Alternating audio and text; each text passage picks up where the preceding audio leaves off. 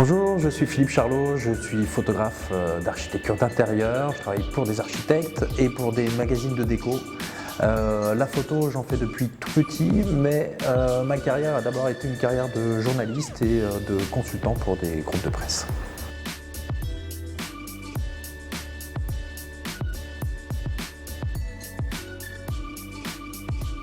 À Photo Fever, avec la galerie 2.6, j'expose 4 images d'une série qui s'appelle Interiors Memories, une série que j'ai commencé il y a 2 ans maintenant, qui comporte une quarantaine d'images.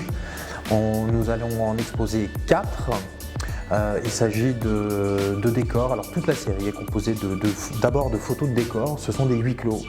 Je vous emmène dans des maisons d'architectes, dans des palaces parisiens ou même dans des lieux publics, mais vraiment sur des portions de décors, des choses assez serrées. Et dans ces décors, j'intègre des personnages fantomatiques. La plupart du temps, je les photographie a posteriori dans mon studio. Et ensuite, ces images sont détourées et intégrées. Interiors Memories est un travail qui parle de la mémoire, nos mémoires intimes accrochées aux lieux.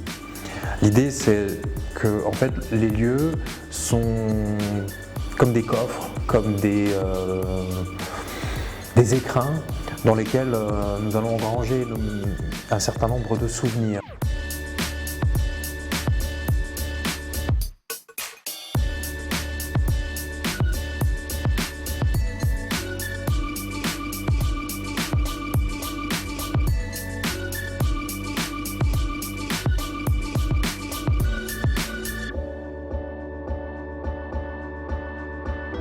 Le décor de cette image, c'est un hôtel capsule de Tokyo.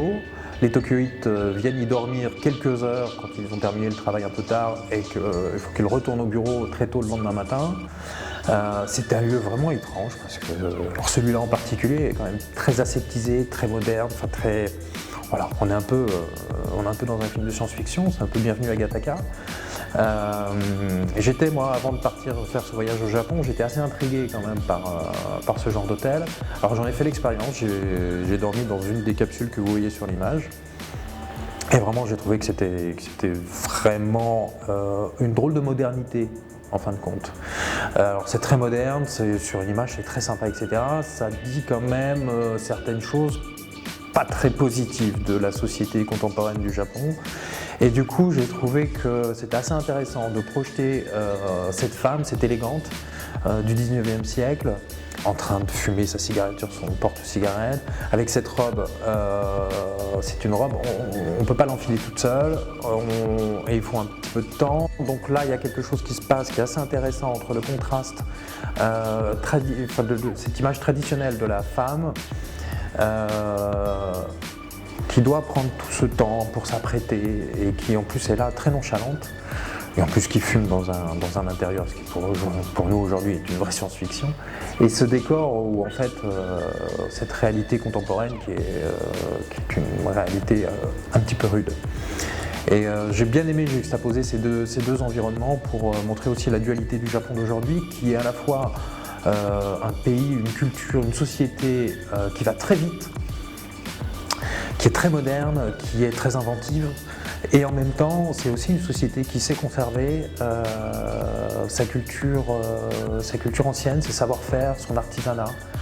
Et quand on voyage au Japon, c'est vraiment quelque chose qui est très frappant, c'est de voir qu'à la fois on peut avoir des centres-villes ultra modernes, mais dans lesquels on va trouver aussi un temple. Et même si on travaille beaucoup, on va quand même prendre le temps d'aller prier plusieurs fois par semaine. Donc voilà, c'est un peu le Japon tel que je le vois aujourd'hui, moi, cette image. Je vous invite à nous retrouver à Photo Fever au Carrousel du Louvre du 8 au 10 novembre et on parlera de tout ça.